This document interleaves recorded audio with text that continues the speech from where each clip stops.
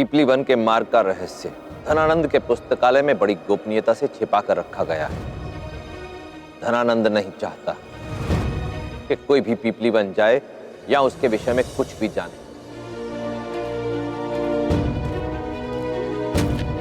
उसका केवल एक उद्देश्य है, पीपली वन के अस्तित्व को धरती से, लोगों की स्मृति से सदा के लिए मिटा देना।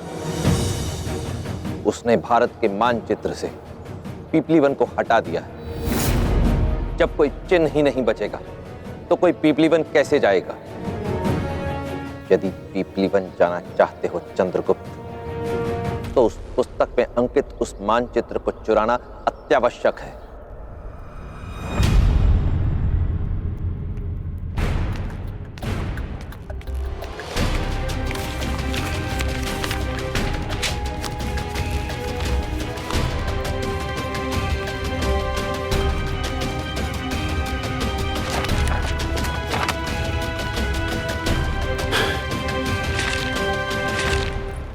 दास के विषय में शीघ्र ही कुछ करना होगा।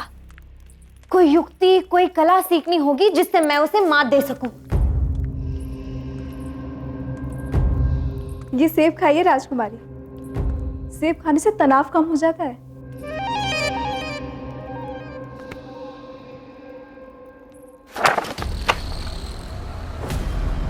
कुछ हलचल सुनाई दे रही है मुझे।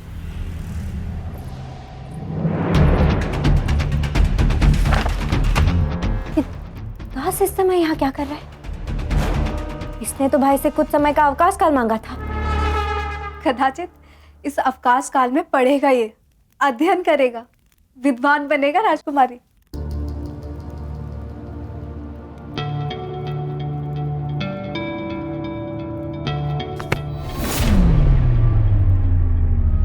धन्यवाद राजकुमारी धुरधरा। मुझे वैसे भी बड़ी भूख लगी थी। अब पूरी रात ये सेब खाकर बिताओ। राजकुमारी, बाहर रहने दो मुझे राजकुमारी। अब पढ़ो रात भर, बनो विद्वान, लगाओ ज्ञान के सागर में गोते दास। अब इसका पूरा अवकाश काल यही बीतेगा, द्वार नहीं खुलेगा।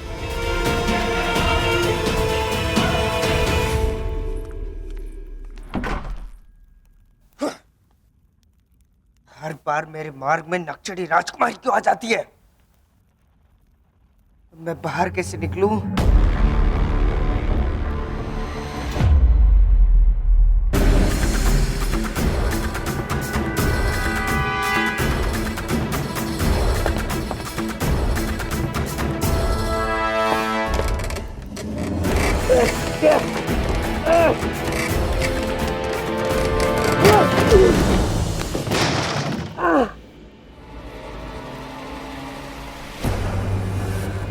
पीपली वन का चिन्ह।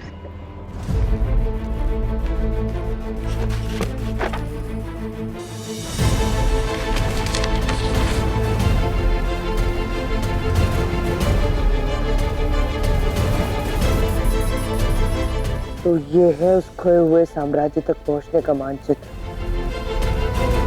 पीपली वन तक पहुंचने का मार्ग।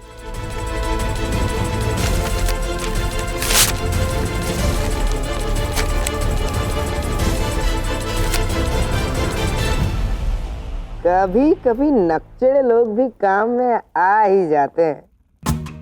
धन्यवाद राजकुमारी धुरधरा।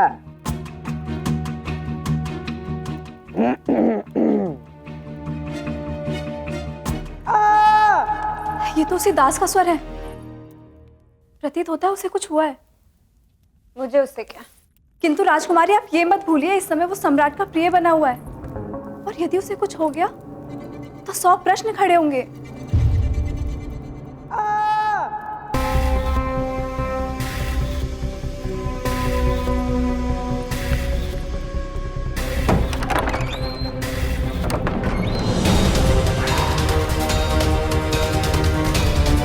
दास, दास,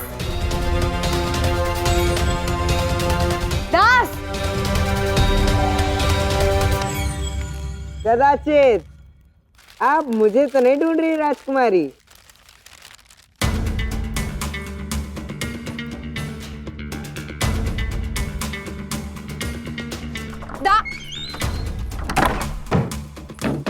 द्वार खोलो दास, द्वार खोलो। अब रात्रि यही बिताना और बताना कि कैसा अनुभव हुआ। पढ़ना आता हो तो समय बिताने के लिए बहुत सी पुस्तकें हैं यहाँ पर। दास तुम उचित नहीं कर रहे हो, द्वार खोलो। शुभ रात्रि। दास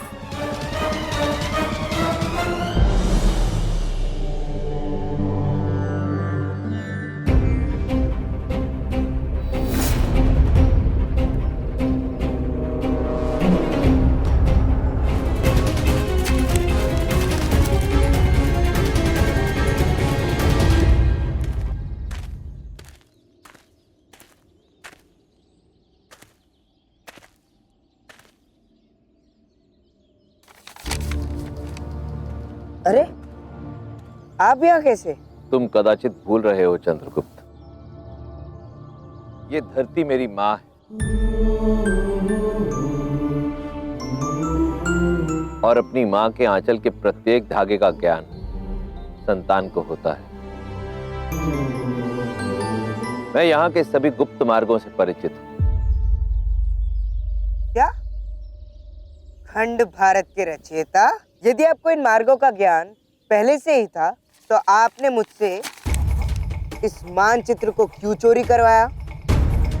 पहले अपनी ज्ञान की गंगा बहा देते और बता देते कि पिपली वन का रास्ता कहाँ है, वहां कैसे पहुंचा जा सकता है। और वैसे भी ये मानचित्र किसी भी काम का नहीं, इसमें कोई मार्ग नहीं है जिससे पिपलीवान जाया जा सके। सम्राट बनने के लिए दृष्टि ही नहीं, दृष्टिकोण भी चाहिए, परंतु अभी तुम्हारे पास केवल दृष्टि है। कोई बात नहीं, शीघ्र ही तुम्हारा दृष्टिकोण भी बदलेगा। इस मानचित्र में वो सभी जानकारी उपलब्ध है जो तुम्हें पिपली वन तक पहुंचा सकती है, परंतु प्रत्यक्ष रूप में नहीं है, गुप्त रूप में है। यदि धनानंद इसे एक रहस्य रखना चाहता है तो स्वाभाविक है कि कूट भाषा में ही लिखा होगा।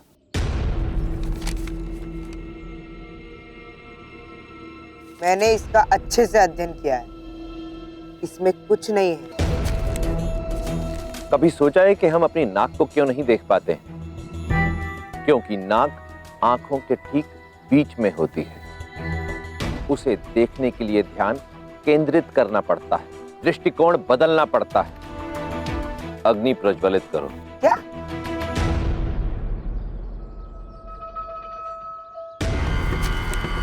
जैसी आपकी आज्ञा, ज्ञान गंगाधारी।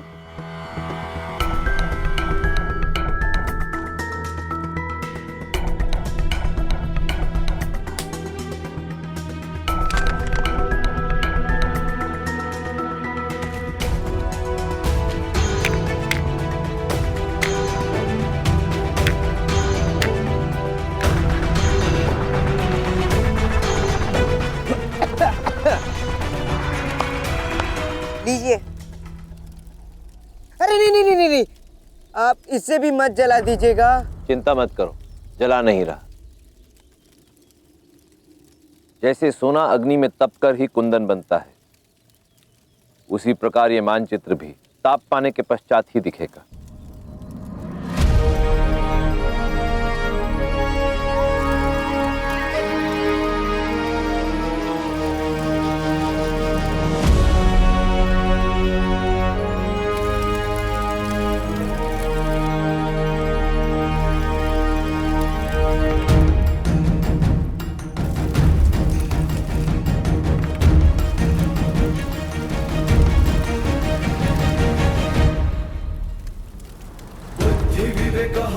देखो, गुप्त सूचना या समाचार भेजने का प्राचीन उपाय एक विशेष स्याही का प्रयोग किया जाता है, जो लिखने के कुछ समय पश्चात अदृश्य हो जाती है और ताप पाने के पश्चात पुनः दिखने लगती है।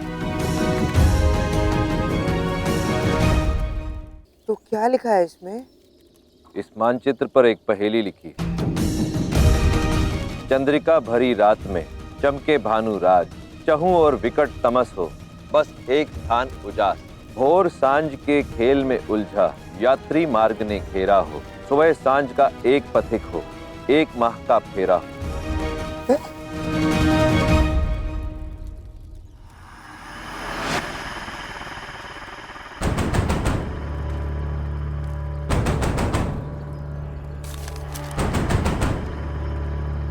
अब इसका क्या अर्थ हो सकता है?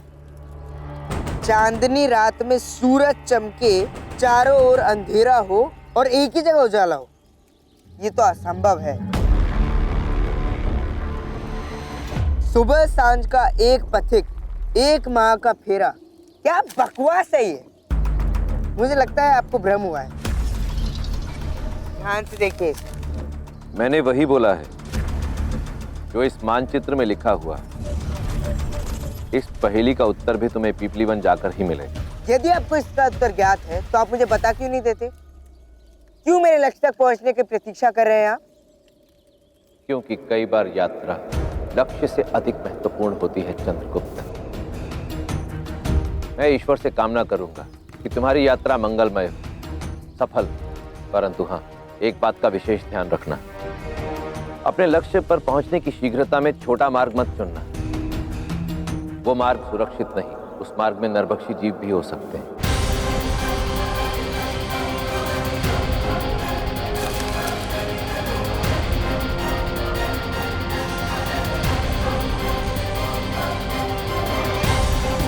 अरे अरे रुकिए तो। शुभ यात्रा चंद्रगुप्त।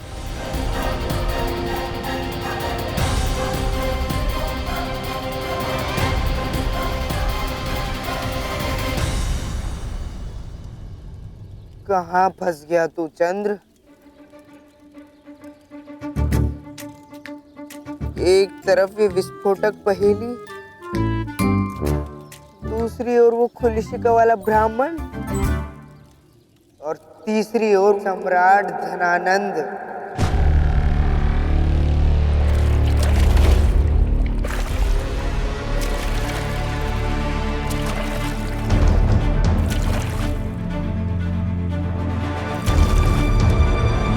महामात्य, साम्राज्य इस नाव के समान होता है जिसमें अनेक छिद्र होते हैं जो शासक और शासन को डुबोने में लगे रहते हैं। ये छिद्र मेरे शत्रु हैं जो निरंतर मुझे और मेरे वर्चस्व को क्षति पहुंचाने का प्रयत्न कर रहे हैं। मेरे सिंहासन पर घात लगाए बैठे हैं। वो सेल्यूकस परास्त हुआ। ना सेल्यूकस अपनी हार मानता है। वो चोर जिसने मेरी मूर्ति का खंडन किया, उसे उसका दंड मिला।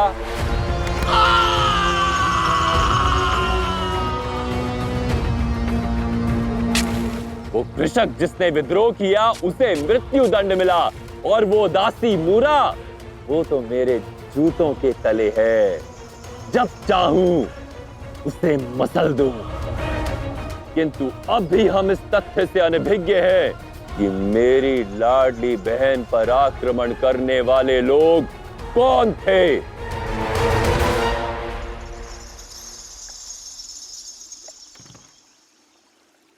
निश्चिंत रहिए महामहिम, इसका पता मैं शीघ्र लगा लूंगा। ये देखिए, इस नौका में जितने छिद्र थे वो सब मैंने रोक लिए और साथ ही साथ नौका का सारा जल बाहर निकाल दिया है। विश्वास रखिए मेरा, मगध साम्राज्य की ओर आने वाले हर छिद्र को अमात्य राक्षस का सामना करना पड़ेगा महामहिम। अब बहन का कोई भी कार्य अमात्य राक्षस कभी अधूरा नहीं छोड़ेगा। विश्वास रखिए आप मेरा। क्या आपको पूर्ण विश्वास है महामात्य कि आपको दिया हुआ कार्य आपने पूर्ण कर दिया है?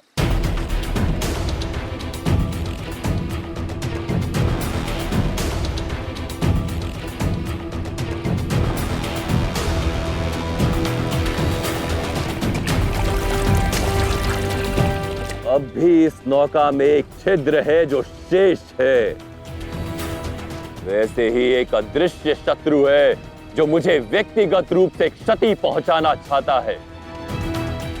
और वो शत्रु ठीक आपकी नाक के नीचे है।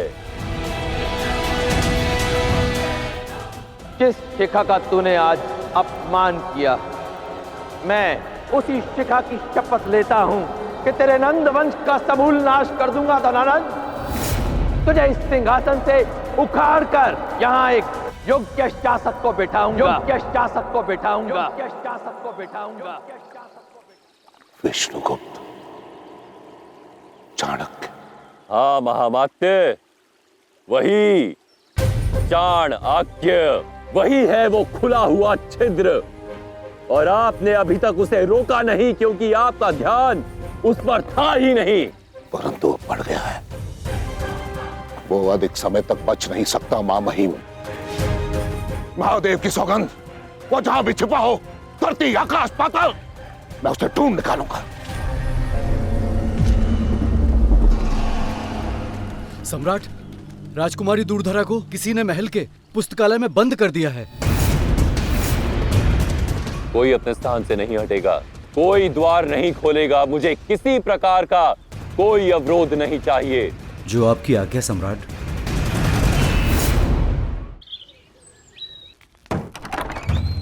दूरधरा, नहीं, तुम सुरक्षित हो? किसने किया ये?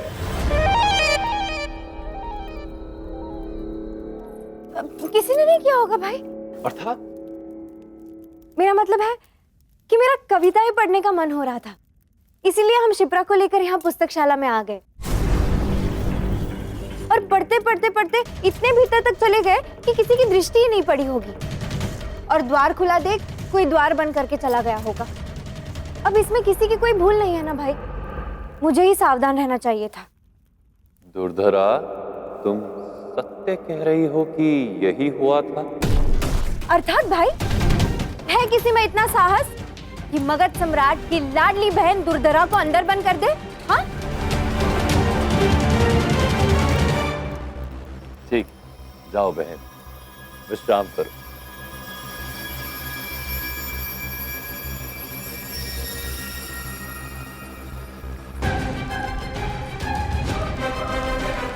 दास को उसके किए का दंड भाई से नहीं दिलवाऊंगी, मैं स्वयं दूंगी।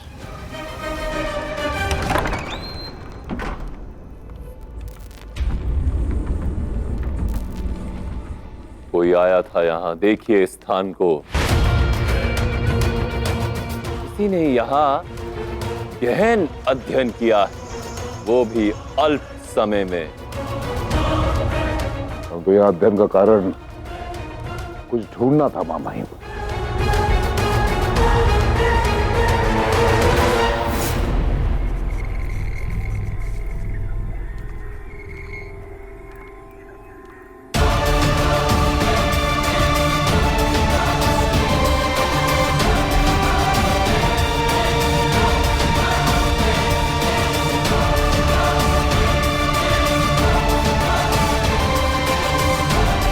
ये देखिए मां महिम,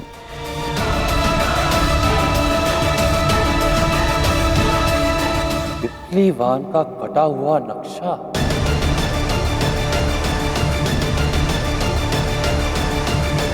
कोई है जो पिपलीवान के विषय में जानना चाहता है। कौन हो सकता है जो पिपलीवान जाना चाहता है महामात्य?